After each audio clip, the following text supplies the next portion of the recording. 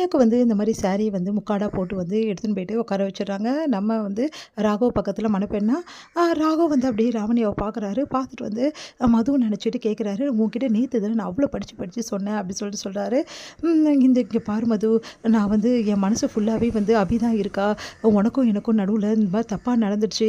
அப்படின்னு சொல்லிட்டு அந்த நர்ஸ் சொன்னதால தான் வந்து வந்து அபி இப்படிலாம் மனசு மாறியிருக்கா. வேற எந்த காரணமும் கிடையாது அப்படின்னோனே மது அதிர்ச்சி அடைகிறாங்க. "தயவு செய்து இந்த கல்யாணத்த நிறுத்து ப்ளீஸ், உன்னை கெஞ்சி கேட்குறேன்." அப்படி சொல்லிட்டு போறாரு. இதெல்லாம் நினச்சிட்டு மது வந்து யோசிச்சுட்டு இருக்காங்க. இந்த சூழ்நிலையில மது என்ன பண்ணாங்க, நேரா நர்ஸ போய் பார்த்துட்டாங்க. பார்த்தோன்னே நர்ஸ் கிட்ட வந்து எல்லா உண்மையும் வெளிய வாங்குறாங்க. "என்ன மன்னிச்சிடுங்க. நான் வேணும்னு பண்ணலங்க. இந்த மாரி வந்து காசுக்கு ஆசைப்பட்டு பண்ணிட்டேங்க. தயவுசெய்து மன்னிச்சிடுங்கன்னு" சொல்லிட்டு நர்ஸ் மன்னிப்பு கேட்குறாங்க. "என்னோட கேரக்டரே நீ அசிங்கப்படுத்திட்ட.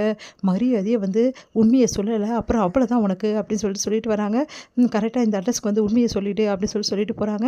இங்க வந்து என்ன பண்றாங்க, மது வந்து எல்லா விஷயத்தையும் வந்து அவங்க வந்து உட்பி கிட்ட சொல்லிட்டுருக்காங்க, வருங்கால கணவர்கிட்ட.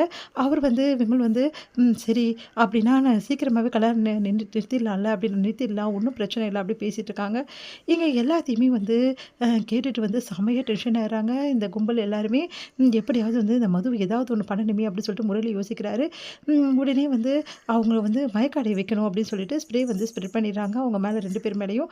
அவங்கள வந்து அப்படியே வந்து அந்த ரூம்ல வந்து அடைச்சிடுறாரு. அடைச்சிட்டு வந்து அப்பாடா இவங்க 2 பேரும் வெளிய வரமாட்டாங்க. சீக்கிரமா போயிட்டு ம் ராகுவுக்கும், லாவண்யாவுக்கும் கல்யாணத்த நடத்திடணும் அப்படின்னு சொல்லிட்டு முரளி கிளம்புறாரு. இங்க வந்து அபியால தாங்கிக்கவே முடியல. வந்து மதுக்கும் வந்து ராகுவுக்கும் கல்யாணம் நடக்கிறத பார்த்துட்டு வந்து மனசு கஷ்டப்பட்டு அபி அங்கேருந்து கிளம்புறாங்க. கிளம்பி போம்போது அபின்னு யாரோ கத்துறாங்க. பார்த்தா மது வந்து ஒரு இடத்துல மாட்டிட்டு இருக்காங்க. அதிர்ஷ்டம் எங்க 2 பேரையும் வச்சு இந்த மாரி யாரோ எங்க மேல ஸ்ப்ரே அடிச்சுட்டாங்க அப்படின்றாங்க. மயக்க மருந்து அடிச்சுட்டாங்க. அதனால தான் நாங்க மயங்கிட்டோம் அப்படின்றாங்க. அப்படியா சரி வாங்க. அப்போ நீங்க நீங்க இங்க இருக்கீங்கன்னா, அங்க கல்யாணத்துல வந்து யார் இருக்கா? மணப்பெண்ணா? அப்படின்னு என்ன சொல்றீங்க? ஆமா. யாரோ வந்து முக்காடு போட்டு மணப்பெண்ணா உட்காந்துருக்காங்க அப்படின்னோனே அதிர்ச்சி அடைகிறாங்க. சரி வாங்க போய் பார்க்கலாம் அப்படின்னோனே, இங்க தாலி கட்டுறதுக்கான ஏற்பாடு எல்லாத்தையும் பண்ணிடுறாங்க. கரெக்ட்டா வந்து கல்யாணம் வந்து நடந்து முடிஞ்சா அந்த கெட்டி மேள சத்தத்தையும் வாசிச்சுடுறாங்க. அத பார்த்துற அபி வந்து பயங்கரமா அழறாங்க. மதுவும் அழறாங்க. இப்படி நடந்துருச்சேன்னு சொல்லிட்டு போய் பார்க்குறாங்க. பார்த்தா வந்து தாலி கட்டாம ராகவ் நின்னுட்டுருக்காரு. அத பார்த்து எல்லாம் அதிர்ச்சி அடைகிறாங்க. ராகவ் சொல்றாரு, "எனக்கு இந்த கல்யாணத்துல விருப்பம் இல்ல. தாலி கட்டுற நேரத்துல இப்படி எழுந்தா எப்படிப்பா?" அப்படின்னு சொல்லிட்டு கேட்குறாங்க எல்லாருமே. "இந்த கல்யாணத்துல எனக்கு விருப்பம் இல்லங்க. அபிய தவிர என்னால வேற ஒரு பொண்ண நெனச்சு கூட பார்க்க முடியாது. இந்த மது கிட்ட படிச்சு படிச்சு சொன்னேன். வேணும்னு இப்படி பண்ணிட்டுருக்கா. இவள நான் கல்யாணம் பண்ணிக்க எனக்கு விருப்பமே கிடையாது. என் மனசுல நான் அபி தான் வந்து பொண்டாட்டி.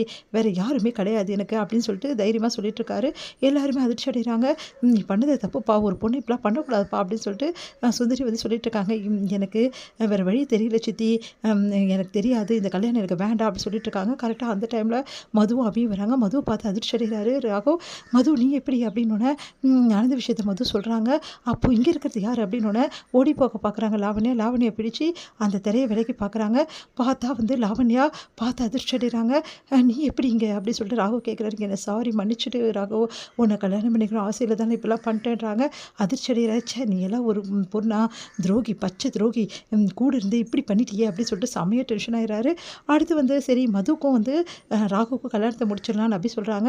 "அதெல்லாம் நடக்கவே நடக்காது. நான் விமல தான் கல்யாணம் பண்ணிப்பேன். அவர தான் நான் விரும்புறேன். கல்யாணம் பண்ணாம வெயிட் பண்ண அவரு தான் எனக்கு புருஷனா இருக்க முடியும்." அப்படின்னு சொல்லிட்டு மது சொல்றாங்க. அத கேட்டு அதிர்ச்சி அடைகிறாங்க.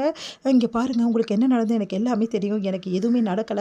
நீங்க தான் தப்பா நினைச்சுட்டு இருக்கீங்க. அந்த நர்ஸ் தான் உங்ககிட்ட பொய் சொன்னாங்க." அப்படின்னோனே அதிர்ச்சியாக்குறாங்க. அப்ப கரெக்ட்டா அந்த நர்ஸ் வந்து எல்லா உண்மையும் சொல்றாங்க.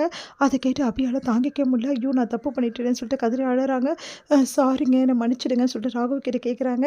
இங்க வந்து அப்படியே செமையா டென்ஷனா நிக்கிறாரு முரளி. ச்சே இப்படி ஆயிடுச்சேன்னு.